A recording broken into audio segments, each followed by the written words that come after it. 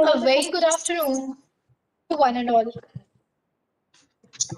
I am Nidhi Baghel and I welcome you all to this session of Orange City Literature Fest 2020. Today, our session is on factors causing the growth of terrorism with Karnal Singh in conversation with Bhuvan Gupta. Our speaker for the session, Karnal Singh, is a 1984 batch IPS officer and an engineer from the Delhi College of Engineering and the Indian Institute of Technology, Kanpur. He has over 34 years of experience in the investigation of corruption, terrorism, money laundering, and criminal cases. In the Delhi Police Special Cell, he spearheaded the investigation of the 2008 Delhi blast cases, which led to the Batla House encounter. He is a recipient of the President's Police Medal for Distinguished Service and Police Medal for Meritorious Service. Our moderator for the session, Bhuvan Gupta, is a journalist with the Times of India. He is a management professional who gave into his ever-enduring desire to pursue journalism. Bhuvan now writes and edits news stories for Times of India's Nagpur edition. I am sure we are going to have a great session. I will notify with the help of a bell sound when last 10 minutes will be left so that we can conclude the session without any hassle. I now hand over to the moderator. Bhuvan sir, over to you. Thank you, Nidhi. Thanks a lot. And welcome to all the viewers who are joining us for this session and for the Orange City Literature Festival in general. This conversation is especially relevant because it addresses something that is almost universally condemned but scarcely understood, that is terrorism. And it takes someone with years of experience on the ground, with their eyes and ears on the ground, someone like Mr. Karnal Singh, to make sense of it for us. And as Nidhi mentioned, in addition to his 34 years of experience as an IPS, and in addition to him spearheading the Delhi Police Special Cell for the investigation of the Batla House case as well as the blasts, he has also recently come out with the book on the encounter. And that book specifically addresses the various tenets and the nuances related to the entire event. Thank you so much, Colonel Singh sir, for joining us. Thank you. I would like to start by, going back to the very roots of terrorism. To understand the factors causing the growth of terrorism, we need to first understand where it stems from and what are its various origins. Of course, terrorism is not just originating from one source or in one way. So perhaps if you could touch upon the genesis of terrorism. See, there are different types of terrorism. One is ethno-nationalist terrorism. For example, we have certain tribes in northeastern area of our country. Naga tribes, even the Mizo tribes. The Mizoram also terrorism is started because they feel that there should be a separate Mizo state. Similarly, Naga started their agitation that they wanted a separate Naga state, which comprising of various areas of India as well as outside India. But with the passage of time, Mizoram has become the state free of the terrorism. Nagaland also, there is now peace and they are not asking for separatism. They want to live within the country. Then there are religious terrorism, which we generally come say jihadi terrorism. They consider violence as a divine duty. We can see it is in the Afghanistan area, Kashmir, formation of ISIS, Indian Mujahideen and various other groups operating in various parts of the world and even in India. Third is a political ideology. We have seen left-wing Naxalism, which is based on Marx philosophy and ultimately the Maoist theory. Then we have right-wing, which wants to go back to the past, like Nazism and fascism in Italy. Nazism was in Germany. Then we have state-sponsored terrorism. One country tries to create terrorist activities in the other country. In India, we have terrorism which is originating from Pakistan. There are various terrorist organizations which are based there. the terror financing, training camps are there. The terrorists, after they are to be caught, they take shelter, weapons are provided to them. Then there could be socio-economic causes, like in Assam. It started with infiltration of Bangladeshi in Assam. Then the borderland area, which is basically, again, we can say it is based on ethnicity. There could be historical reason. Northeastern insurgency comes from historical reason as well as from ethnicity. Kashmir is a purely historical. If we consider these things, for example, if we take Kashmir, it is state sponsored because the terrorists started infiltrating in Kashmir since 1980s. What happened is there was a terrorism which flourished in Afghanistan. And thereafter, these terrorists started coming to Kashmir based on the philosophy of that if there is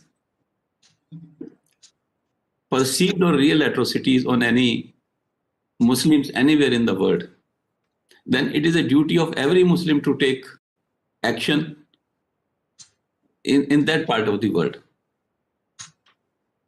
Then Kashmir is also historical because it starts from 1947 when our country became independent and Pakistan attacked to take part of it. Of course, it has taken some part of it, which is now known as Pak-occupied Kashmir. If we go to the another type of insurgency in India that is based on Naxalism, to begin with, it started with the requirement of land reforms. The farmers who are tillers of the land wanted land to come to them. The land reforms were done in the 50s. Jamidari Abolition Act was passed, but unfortunately in some of the states, it could not be implemented properly. And it also resulted into non-development issues in the remote areas. With the passage of time, of course, the now government wants to develop those areas. But the terrorist or insurgent in those areas now do not want that development to take place because they are collecting huge funds through extortion. Then there is a jihadi terrorism which is taking place in various parts of the country. For example, there have been a blast in Mumbai, 26/11 in Mumbai, blasts in Delhi and various parts of the country. Again, these jihadi terrorism is sponsored by our neighboring country. If you go to the Northeast, I have already told it is based on ethnicity, as well as when India became independent, there was not total control of the government at that time on these areas. And because of that, they felt that they should be an independent country. And insurgency started in that area because of that. That is a basic reason of terrorism in various parts of our country. Right. So, if you talk about what takes people, these causes, what takes people over the tipping point? What causes people who are afflicted by these causes or who come across such ideologies to actually take that plunge and get into something as vicious as terrorism? What are the contributing factors you think to take the people over this tipping point? See, the one is, and most important, is perceived or real feeling of persecution. And it leads to radicalization. I'll give an example which I have given in my book on Batla House encounter. The Indian Mujahideen terrorists, how they would radicalize others. First, they would start telling their co-students that how to perform religious rites. Nothing wrong in that. Slowly, they will start a perception that they're better in religious knowledge than others. Then they would start telling them about what is jihad, why it should be done, what is the purpose of it. And thirdly, after convincing them that jihad is important, then they would come to the idea of that the Muslims are being persecuted in different parts of the world. They have clippings of various countries with them. With this passage, the person will be started believing that it is his duty to do it, and then starts joining their stream. So it is a process of radicalization, which is very, very important. And today the social media is playing a very important role in the sense that everything is available on social media, on internet. The radicalization can be done through the process of chat rooms, through the process of reading what is going on internet. The person may get affected with the ideology, may influenced by the ideology, and adopt that ideology without even associating with that particular organization. Right. We have seen the people getting influenced by the ideology of Osama bin Laden, though he is not there, but the people, Al Qaeda, they get into that. There is also funding which can help them in continuing the process of terrorism.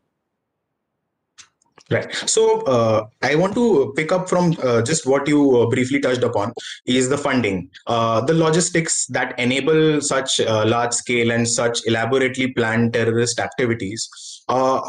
Is there a mechanism by which they are able to do this again and again and escape, sometimes escape the intelligence agencies, and even policing may not always be able to tackle it the way they would like to? Is there a reason why they have a mechanism like that? What are the logistics that support such activities?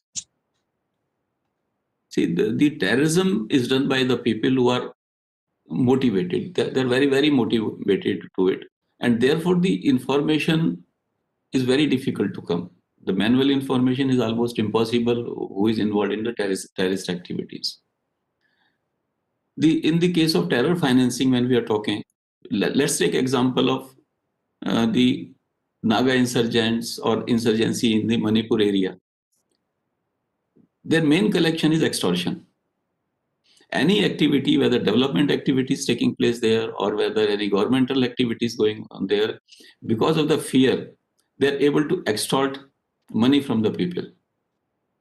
That is one. Similarly, if we take Naxalism, the same process, whatever is cultivated in that area, when that cultivation product goes out in the market, they take cut. Whosoever is developing that area, the people who are given tenders to develop that area, for example, making the roads, the cut is taken from them. The huge funds are collected, which would be used for the terrorist purposes. Then we have the state sponsored, where the neighboring country is providing funds. The ISI is providing funds. We have also criminal activities. I'll take example of Indian Mujahideen. In the beginning of their initiation, they started kidnapping of the people. And through kidnapping, they collected huge funds. And a part of their fund they had also provided for 9/11 attack. They have collected so much funds from the extortion activities. Then we have this golden crescent covering basically Afghanistan, Pakistan, and Iran area. Now, in this area, a huge quantity of the opium is grown, converted into heroin, and then taken out to Western countries. The huge profit is earned by these Al-Qaeda, the various terrorist organizations, and this funds comes to Lashkar-e-Taiba, Jaish-e-Mohammed, the Haqqani network, Taliban, and it is about, if you can consider, it is about to the tune of almost 1.5% of the world GDP. So much is the output from this, and that funds is used for terrorist purposes. Then the charity funds are collected. For example, we have Jamaatul Dawa, a front organization of Lashkar-e-Taiba in Pakistan. It collects charity funds, and it is doing charity also in the sense that they have hospitals, they have schools, educational institutions are there. But a part of that goes to the terrorist purposes. Similarly, there's a concept in Islam. The concept is of zakat, that a part of the income should be given for charity purposes. Mhm. This is collected by the organizations from the people, and then they spent. In 99, we had arrested one person known as Abu Nasir. He was from Burmese origin, but working in Pakistan in one of such organizations. Now, he told us that he was going and giving these funds to the terror camps. At that time, even FBI team came to India, to Delhi, to interrogate him, to find out where all the terrorist camps are there in the Afghanistan and Pak-occupied Kashmir. So these are the various ways they collect funds, and funds are then transmitted either through Hawala or through the banking channels. Right. So I want to touch upon, the people around those that become the terrorists, the parents, the guardians, those around them who, may have had the chance to stop them from becoming terrorists or in some way preventing it. What is their role? How do you think they're also in part sometimes responsible for preventing that radicalization? See, I would not say that they are responsible for that, but I feel that they could have had better control, in the sense that where the child is going, young boys are going from the home away for 1 month, 2 months, 3 months, like taking training in Pakistan. They are out for 6 months, not in touch with their family. So family members should ask them at least that where had you gone, what was your purpose.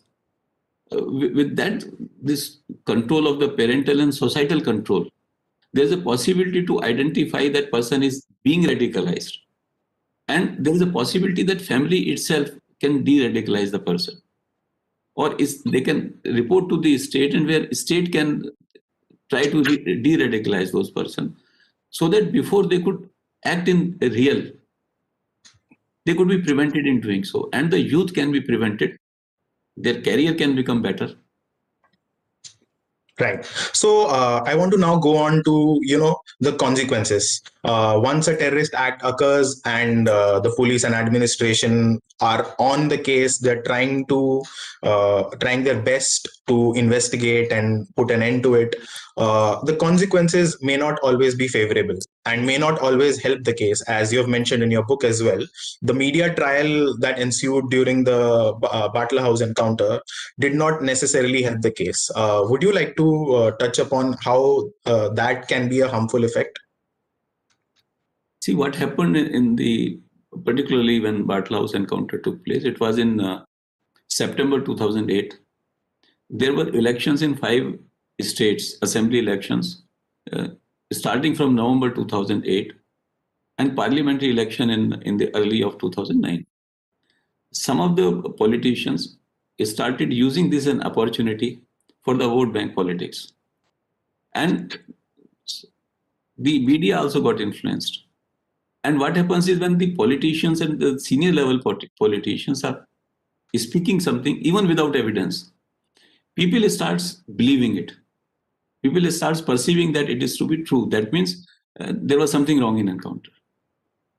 And when they say that particular community has been hit, see, what you are doing is you are basically working against that community itself, creating a wrong feelings in the minds of the people that they are being persecuted, while that is not true.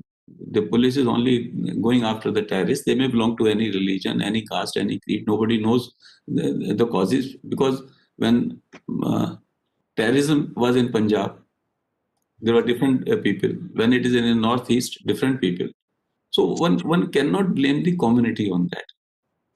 And when the politicians speak like that, it gives a wrong impression, and which is harmful to the nation. Right. And therefore, I feel that there should be a national policy and consensus on the terrorism by any political party. Because once any politician speak, he should speak with evidence, and otherwise he should not speak against such things. Right. I remember in your book, there's a mention specifically of a news report that came out that wrongfully painted the facts, that presented that three bullets were hit on the back of the terrorist, and also about a scuffle breaking out between the alleged terrorist and police officers, and them dragging people back upstairs. Did all of that also come in the way of your investigation? See, that not. Let me tell you what was the report first.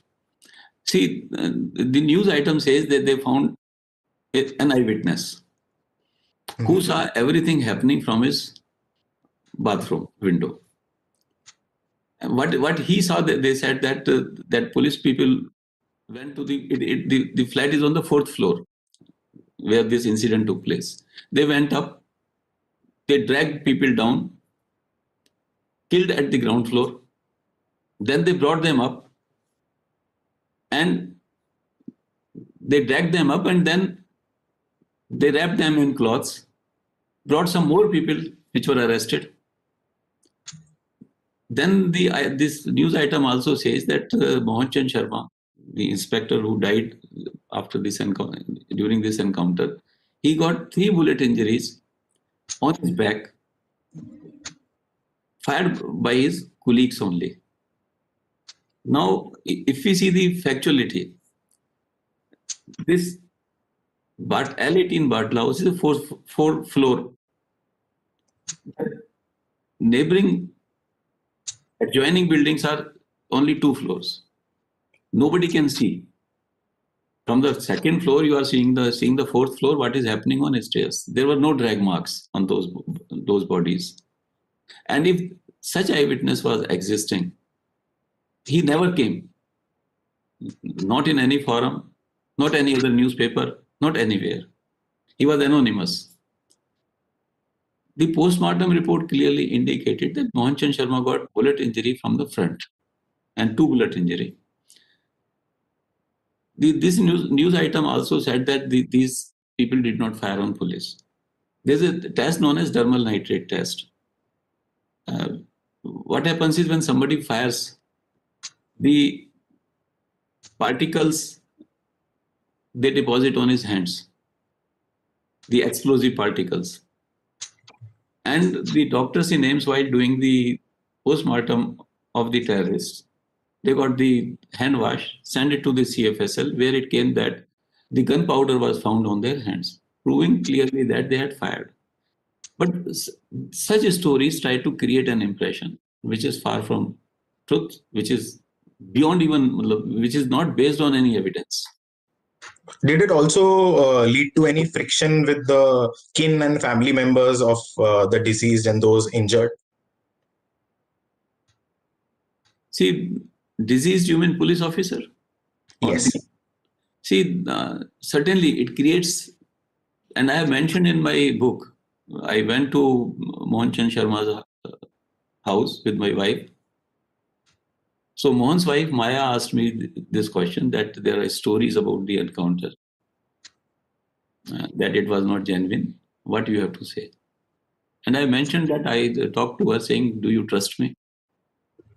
She told me that her husband had told that at every time, whatever happens, but you must trust uh, the joint CP. So then I told her, this is what has happened and this is the truth. It goes to her credit that she stood firm thereafter. She was even offered a ticket for election. She did not take the ticket. It is creditable to the family members of the police officers to take such things in stride. There is a tremendous stress on the people, on the families, but they withstood that. Right. Taking this a bit forward and looking at it in a broader perspective, looking at your experience, how do you feel all these people, who in a way become affected by the terrorist activities, not just the victims, their families, police officers' families, everyone who did not necessarily want to become a part of it. The areas where such an encounter happens, I'm sure there are years of trauma after the blasts take place. What are the kind of consequences do you see after any such act happens? See, when there is a terrorist act takes place, number one is who are the victims? Innocent people. Somebody has gone to the market and gets killed there or gets injured. It is a trauma to that person, trauma to the family members, and it is a long-term trauma. I remember in 98 in Karol Bagh there was explosion in a kulfi shop. One girl who was to be married few days later got her injured and got her both the legs amputated. He came for giving evidence in the court. See, one can see the trauma to these people. It is not a one time. It is the whole life these people have to suffer. Right. For example, this Indian Mujahideen, the people who were killed and caught after the Batla House encounter, they have caused explosion starting from 2005 to 2008 at various places. Varanasi, Hyderabad, UP courts, Jaipur, Gujarat, Delhi, killing 239 people and injuring 851. It's a huge loss. Similarly, if we see the security agencies, every year around 400 to 500 security officers, that is police officers and paramilitary officers and army officers, are killed because of terrorist activities in India. It is a huge loss to their families. Absolutely. Do you feel on the legal front, the laws we have in our country, any changes are needed to strengthen the laws and perhaps find ways to quell terrorism on the basis of that? See, legal front is, if you see the history of legal front in handling terrorism, before 1985, it was only the IPC, Section 121A, waging war against the state, and some of the acts like Explosive Substance Act and Arms Act. They are good for handling the criminal activities. But when it comes to terrorism, who are the dedicated people who will operate from one place after another place and run away out of the country even, these laws were inadequate. So first the Tada came in 1985 after Mrs. Gandhi was assassinated in October 1984. But in its implementations, there were certain allegations against the officers that it was not implemented properly. And then what happened is it was allowed to lapse in 1995. Then happened this parliament attack. Immediately the POTA was brought. Though Right. POTA was also allowed to lapse in 2004 then. Thereafter, certain amendments were made in Prevention of Unlawful Activities Act. Then came this Batla House encounter, the explosions all over, and 2611. Right. IA was formed. Their amendments were made in Prevention of Unlawful Activities Act to handle the terror financing, to handle the members of the terrorist organizations, and the terrorist acts. So if you see, these laws are changing, but there are still problems. For example, if you take the Prevention of Unlawful Activities Act, and if a police officer is investigating that, not of NIA, the local police, the remand can be taken only for the first 15 days of the person. Now, it is possible that one terrorist is caught today and another terrorist is caught after 45 days or 50 days. You cannot cross-question them because you cannot take first terrorist on remand again. You have to go to the jail premises to interrogate him. In NIA Act, it has been included that piecemeal, that means they will count 30 days, but 30 days could be any time. It is not first 30 days, but it is not in the CRPC. CRPC section 167 has only first 15 days. Then there is no undercover operations allowed. Suppose I infiltrate my officer in a terrorist organization to find out the whole network.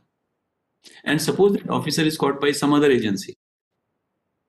Now it is a goodwill between my agency and their agency to leave that officer. They may not leave him. They say he is involved in terrorist activities.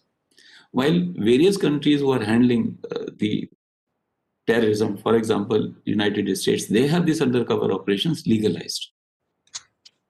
So there are various issues. Our laws are improving, but they're not adequate still. For example, the trial. Indian Mujahideen terrorists are being tried in the various parts of the country. And when somebody is to be tried, then he has to be brought to that particular court. Till now, from 2008 to 2020, only 2 cases have been finalized, one of Hyderabad, one of Jaipur. After 12 years, still the trial is going on. If you can make only one court, this terrorist organization, whosoever is investigated, but it will be tried only in one court, then the trial could take place faster. Right. The role of the police cannot be overstated. It is, of course, one of the most thankless jobs in the world. And the police continues to go ahead and do it from the front while people, theorize and think about ways to quell terrorism. Do you still feel there are some ways reform can be brought about in the way policing is done as regards to terrorism? See, at the moment, what the policing is doing, policing is being done is when the terrorist strike take place, the police does the investigation, or the intelligence agencies tries to find out the information. We have to act before a person becomes terrorist. That means there has to be mechanism to find out how radicalization is taking place. Can that radicalization be prevented at that stage? What is the mechanism? For example, there was a person known as Abdul Karim Tunda. He radicalized many people in madrasas. What he would do is he will go and speak there, give a takrir, they say it is a lecture, and then he would spot some people who could be radicalized. Then he will call those people in separate room, talk to them. With the passage of time, he would be able to radicalize. We have to find a similar mechanism so that people are not radicalized. The definition of the explanation of the various the religion that should be made known to the people. What is the right explanation? There are various types of people in every religion. The progressive people are there, retrogressive people are there. So we have to catch hold of progressive people. What has been what kind of government response do you feel can contribute to this? The government, of course, has different governments have tackled terrorism differently, but by and large, there are some frameworks that each government tries to follow while tackling terrorism. What do you feel is being done, and what can be changed, if at all anything can? See, at the moment, the government is doing 3 things basically. One is the development aspects. See, there are places where the terrorism is or insurgency has come up because the developmental issues.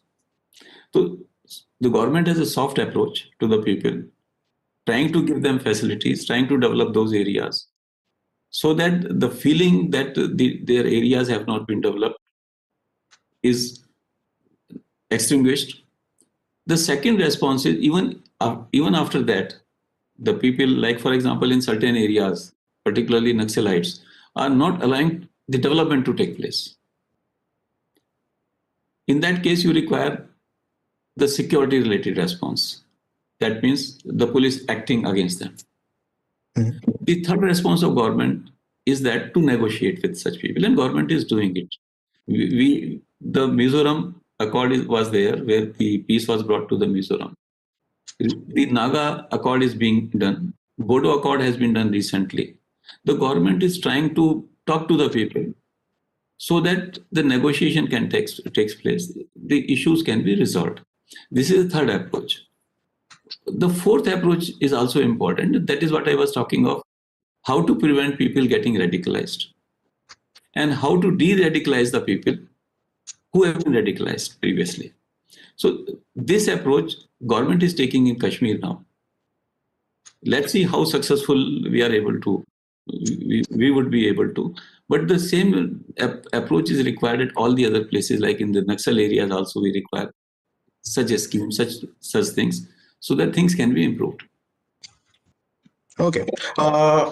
One more thing we have to look at here is that specific which you mentioned of uh, cutting it in the bud, stemming in the bud, and stopping people from getting radicalized. As you said, the government is doing what it can on this. But do you think, as a society, as a people, there is a bit more responsibility on us and on looking out for those around us, finding ways to stop that from happening? Yes, I feel that as a society, we should contribute in the process for spotting people, timely trying to de-radicalize them, trying to make people understand what is right, what is wrong. And that will help in bringing down the radicalization. Right. We have a question from the audience that we'd like to take up here. The audience question is that we know that religion is one of the factors that causes the growth of terrorism, but is it a direct factor or an indirect factor?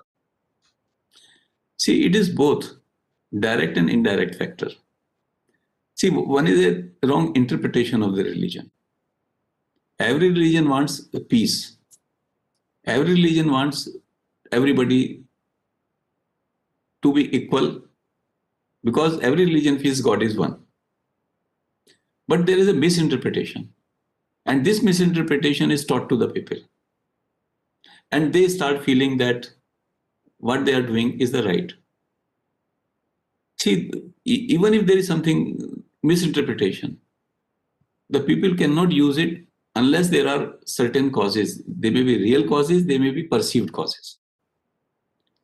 For example, when things were happening in Afghanistan, the people from various parts of the world were going to the Afghanistan, feeling that there is a persecution of the people, of their community. That causes, the perceived causes have to be removed, or real causes have to be removed. Right, right. Looking forward, how do you see our as a world, not just as India, the fight against terrorism going? Do you feel there are strong inroads being made? What do you think can be the way forward, or how do you see it going? See, after 9/11, there has been a sea change. The United Nations thereafter started targeting the terrorists, which we call United States in UN Security Council resolution 1270 and 1370. These are the two resolutions. By the process, they say this organization is a terrorist organization. And therefore, all the fundings anywhere in the world of these terrorist organization or individual terrorists should be frozen. That's the one step the United Nations is taking. Then there is another organization which is known as Financial Action Task Force, which deals with the policies relating to money laundering and terror financing. They also monitor the legal system in various countries relating to terror financing, and also monitor whether those have been effectively implemented or not. Like Pakistan was not implementing the terror financing acts properly. Therefore, Pakistan was brought into the grey list 3-4 years ago.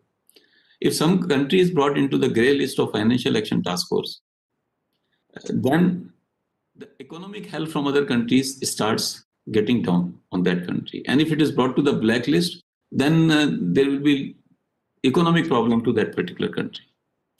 So the world over, there is a legal system coming over, monitored by the United Nations and the Financial Action Task Force. And international cooperation in terror-related cases is very forthcoming. Right. Finally, sir, as you know, social media has evolved into gigantic proportions now over the years, and it has assumed a face which, not many of us would have thought it would. How do you see that what kind of role, both in a positive and negative way, playing in terms of terrorism? both in growing and trying to prevent? See, social media can become a tool for negative and positive both. One sees irresponsibility on social media nowadays. We see Twitter, we see other places. People speak anything. It also gives a space to people to coordinate with each other, to talk to each other, to radicalize people also. It gives the space. So social media is becoming a tool in the hands of terrorist organizations. The enforcement agency also should use it Right. as a tool to de-radicalize people, to propagate policies or philosophies to counter what terrorists are doing. Right. Thank you, sir. Thanks a lot for your all-encompassing views, which was so thought-provoking for us, especially since so many of us have no idea of what exactly is going on the ground and are entirely going by reports or, as we discussed, social media. Thanks a lot for your time. Thank you, viewers, for joining us. Thank you. Back to you. Over to you, Nidhi.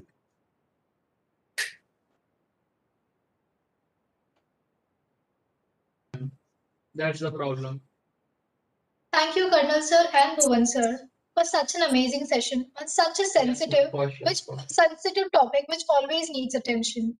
On behalf of the Orange City Literature Fest, we sincerely express our gratitude towards your acceptance for the session and knowledge shared with us. Thank you all for watching and being a lovely audience. Special thanks to SDR Knowledge Foundation. The next session on the perils and politics of history, writing in India, is scheduled from 5 p.m. Have a nice day. Thank you.